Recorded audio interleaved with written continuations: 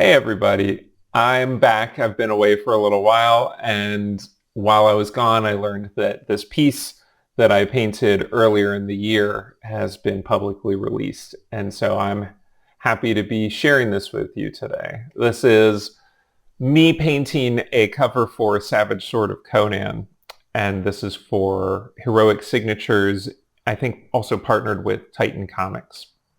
They actually reached out to me probably, I think it was maybe a year before this project started. I was talking with them about doing something, and as it happens, sometimes you connect with a client, but then it just doesn't quite turn into anything. And that kind of just went by the wayside for a while, and I went on with other things.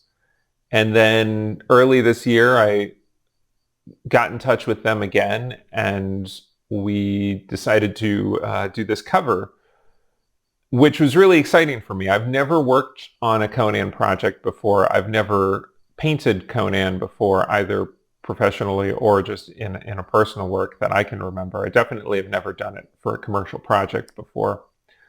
And so that was really fun. Anytime I think that you get to work with a character that has that much history and lore and that is part of the culture is really exciting, especially the first time you get to do it.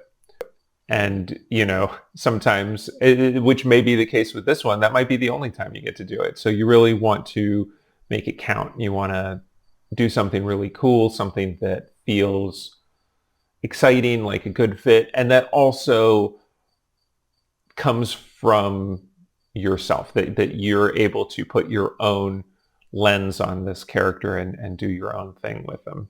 My understanding is that the comic is sort of an anthology style where there's a lot of, I suppose, a number of shorter stories in each issue, and they didn't have a particular story or scene. They just wanted something of Conan with or without peripheral characters.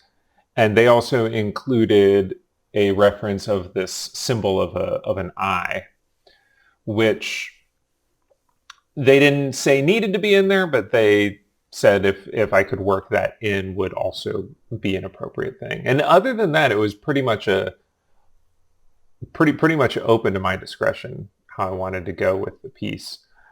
So I initially did a number of pencil sketches, just really trying to sort my ideas out. It's a lot of fun to have that kind of open-ended, especially with a iconic character or a character that you know well or that you have some sort of connection to or that's been around for a while, to be given the freedom to just do whatever you want with it.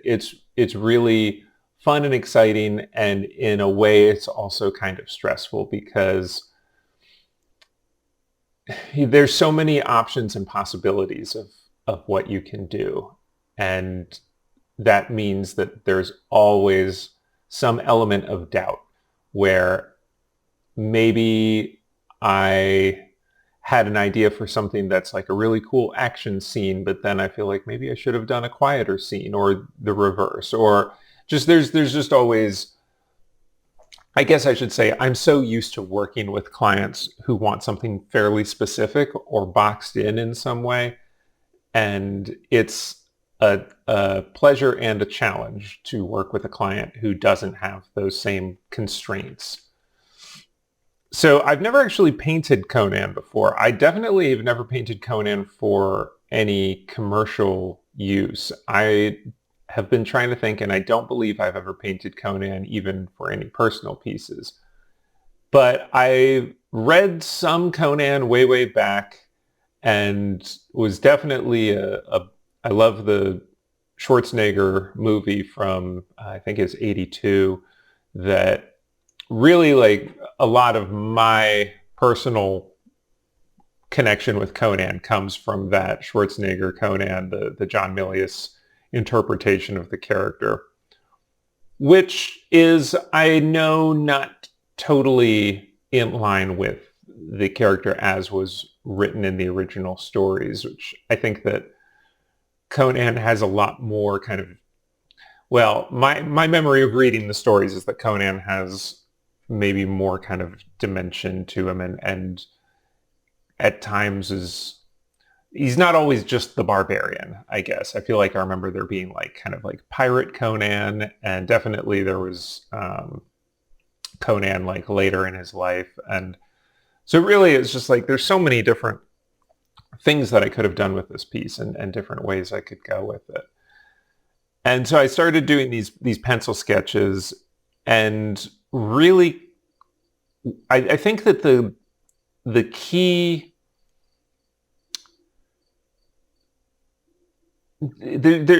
I feel like there needs to be a core to any piece that you do. There needs to be a purpose and an intention. And that often can be boiled down to an emotional core or an emotional message or some kind of a feeling that you want for the audience to have when they look at this piece, and a way that you want people to interact with the piece. And so for me with this piece, I wanted it to be really kind of, I equate Conan with strength. And so I wanted whatever piece I did to have a sense of strength and power to it. And I ultimately decided on 3 fairly different concepts. Because there was no brief and there was no real box to fit inside of with the piece, I decided to do 3 kind of different takes that all connected in having that sense of this like strength and power of the character, to have that energy that I associate with Conan, but presented in different ways. And so the 3 different pieces, the first one was Conan on horseback, and he's riding towards us with a big tower in the background, and I forget her name. There's another character that shows up in these stories, and the name is escaping me, but the 2 of them riding towards us, and she's in the background and Conan's in the foreground, and there's some flames around them. I really liked this sketch, and to me this was sort of the action sketch. I did some sketches that were more of a battle scene. I don't know if battle scenes are really my thing. I haven't done a ton of them, and I find them difficult to arrange. And so I think that this horseback piece ended up really kind of being a more something that I felt was clicking, was coming together more for me in the kind of action sense.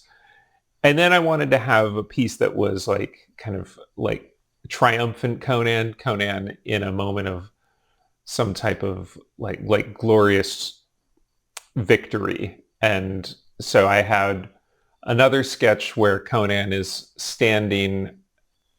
I don't know if you can really tell what he's on, but he's standing on this kind of like platform, and he's got his arms raised up. And in the foreground is all just a bunch of hands and arms holding up swords and weapons. And it's kind of like Conan is standing in front of his crowd of followers, his crowd of admirers, and everybody's cheering him. For the third sketch, which is the one that the art director decided to go with, that you're seeing me paint here in this video, I wanted more of a mysterious, moody kind of vibe, still with that sense of strength, but something that was a little more mysterious, a little more, maybe Conan is in some sort of danger here. Just a different take, but still with Conan looking very strong and confident and ready to fight, ready to go. So in this particular piece, of the 3 of them, this was the one that I actually worked in the icon of the eye. So in the horseback piece, I had the another character in the background there, and then I don't know if I had any other really like other elements in the piece with the crowd. And then in this one, I had this symbol of the eye that's supposed to be on this wall behind him in some sort of like copper or gold or some type of metal back there. And I think that was really kind of what swayed the decision, was they liked the piece that included that eye symbol because it related more to the stories in the book. And I was happy with the choice of the piece. Honestly, I would have been happy with any of the three of them. I very, very slightly leaned towards the horseback piece, I think, because I don't do a lot of action paintings, and I was really happy with how that one was going so far. So I thought that would be a really cool one to do.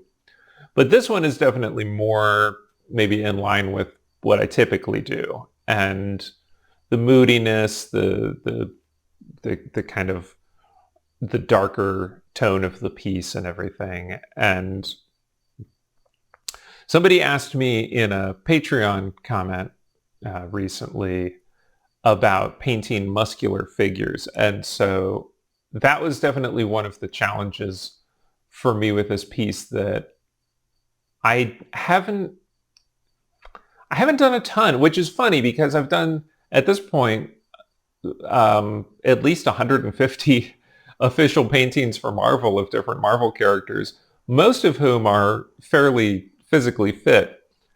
But my approach to doing the Marvel characters, I never really did the body paint style with them. I always looked at the costuming as having just a little bit more realism to it, more wrinkles and folds, and being able to see the thickness of material, so that when you do see the physique and the musculature, usually it's still being seen through some layer of clothing or armor or something like that. Doing Conan here in just like bare-chested, I was a little bit nervous, and I do think there are some aspects to... I think I would have maybe tried to go a little bit leaner with him than I did here. I think I was thinking of him as being very muscular and bulky, not necessarily like super lean. And I think I might have